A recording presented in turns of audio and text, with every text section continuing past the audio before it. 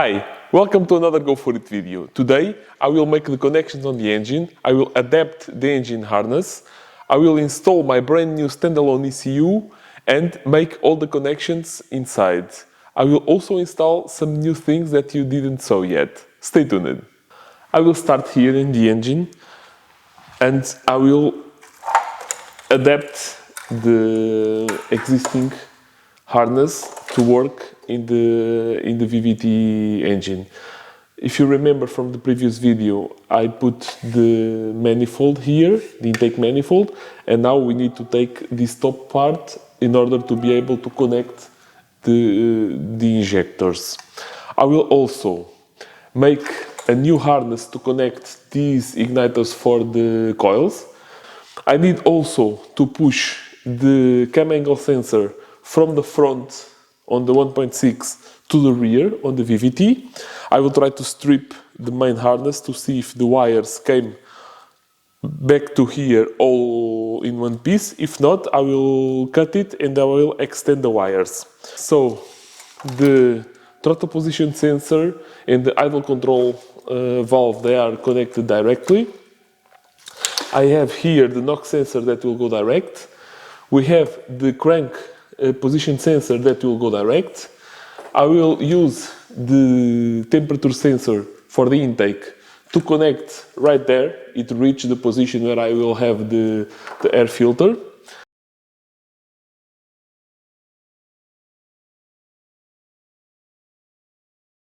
And I will use also the MAF connector to connect my boost control solenoid valve, and that's it.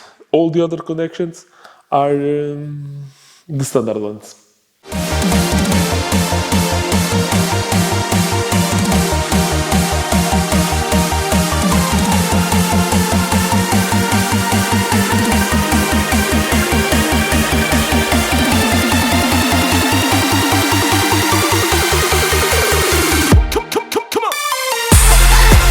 I will have the wire to connect to the oil sensor that I relocated here. Let's see if I need to extend it or not. And I have the connections for the starter motor and for the alternator that I will do right now. The alternator is already connected. We have the plug that goes in here. I put the plug first and then open this plastic cap and bolt the terminal directly here to the alternator. On the starter motor, you can see here the terminal that it is connected on this blade terminal, and just behind we have the two nuts, and our terminal it's bolted on the top one. Okay, you can see the bottom here, the bottom one here, and the top one is just behind the plug. In the gearbox also the terminals are all connected. Here, the green one for the speed sensor, and the three terminals right here. The harness is clipped on the original mounting places, and don't forget to bolt it here on this tab. For the coils, I have now prepared a sub-harness. I followed the scheme and I connected with the original connector from the car. The original connector from the car came with the different colors because the igniters from the 1.6, they have these different colors, and you can see here in the scheme that from the engine harness connector we have a socket with the three rows, the black and white, the brown and white, and the black for one coil, and the black and white, black and yellow, and the black for the other coil. You have here a relation between the colors of the wires on this connector from the igniter from the 1.6, then goes and connects to the right point on the igniter connector. Here on the engine compartment I am test fitting all the piping for the air. I have here the oil radiator that it will be placed here in the back of the water radiator. But now what I want to show you is the wiring. So for the VVT control, we just need the pin to the control that go to the ECU, and 12-volt switch. I will use the EGR connector that it is right here, that I will not use it, I will not have EGR. So in here we have 12 volts that go straight to the pin 4AF, and I will use it. And we will have the pin 2I inside on the original connector for the ECU that I will relocate to our pin 4R, that it's the one that will control the VVT. The electronic boost controller will live around here in this area, so I will connect it with the MAF connector. One more time, we don't have the MAF, so I will use this one that one more time get 12 volts from the pin 4AF on the ECU, and if you see it like this is the one more to the right, and the 4X in the middle that goes straight to the ECU, and I have to relocate it, the 4X to the 3D. That is the one that will control the electronic boost controller. From here, I will have also the wideband that I will put the new sensor here and pass the wire through this hole inside, and that will be connected to the ECU. And also, I have a gauge that I will show in a moment. This is the gauge I will use. It's from Beer Money Motorsport also. Jesse designed it and manufactured this one. It's really nice. It gives me the AFR, pressures, temperatures, a lot of stuff. He designed this to fit in a vent connector. So you just need to pop the vent grill, take it in these pins here around, just pop the outer part, and then the gauge will connect right in. For the wideband, we have this connector that goes to the accessory port on our Beer Money Motorsport ECU. Now, here inside the car, I have already the gauge ready. I have put the ground and the 12 volts, and I have crimped the connectors on the can high and on the can low, and they are identified with this tag. I will use this ground and 12 volts that I have here on my center console to feed the USB ports, and it will feed also the gauge because this one is fused. I will now push the wires through the vent. I don't need to drill it because it is open in the back, and this will be clicked in place like the normal vent. There.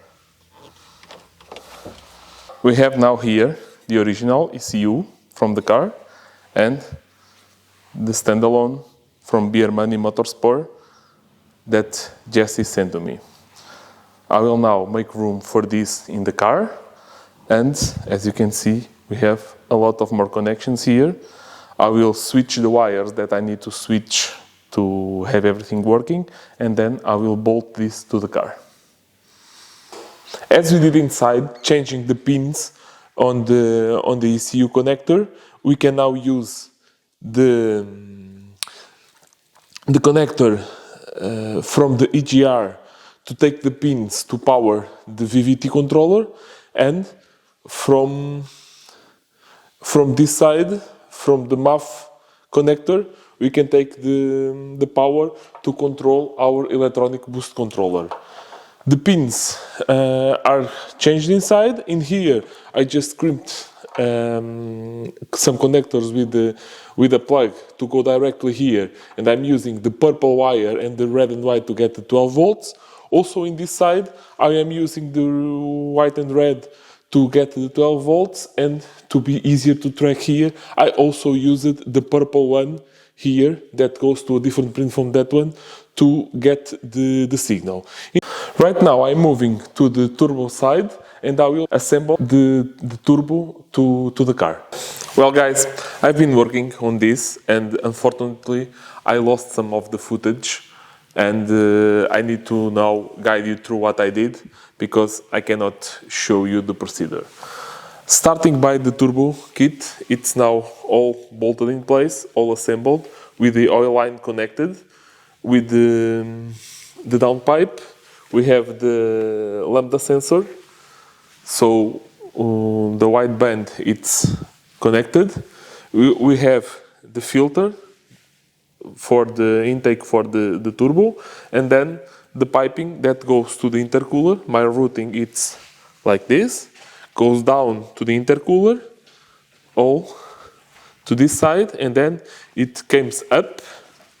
We have the dump valve there, and then came to the intake manifold. I take the pressure right in here with this accessory, so with this I can control the wastegate, and in the middle I have connected the electronic boost controller that you have in here, that we have the port 1, 2 and 3.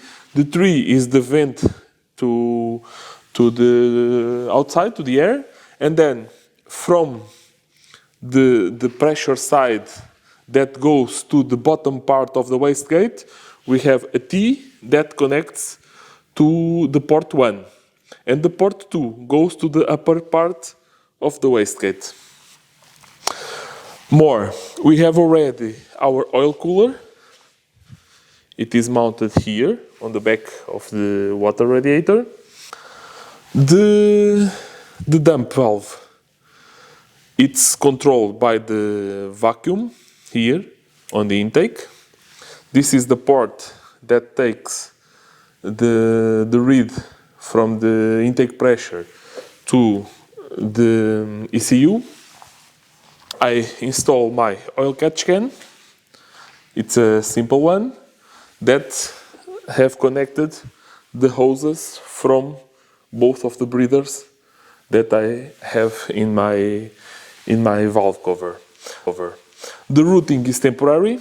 I have this silicone hose, so I can control the amount of oil that it is flowing in the beginning to check if I need to do something, and to not overflow the catch can. Let's now put the oil in the engine.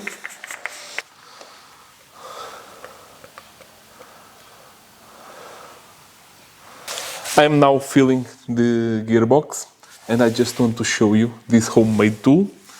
Just a Coke bottle with a hose glued in the cap.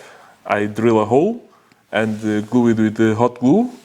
A small hole here on the side, and now you apply some air in here and it will transfer the fluid really nice. You want to see?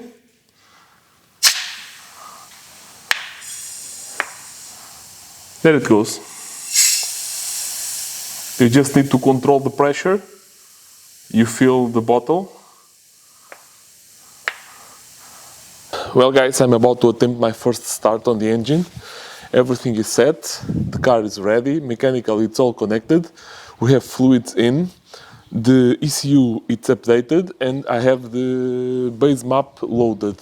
I have my fire extinguisher there, and I have the hose here. Let's see how it goes. Pump is priming. Let's try it.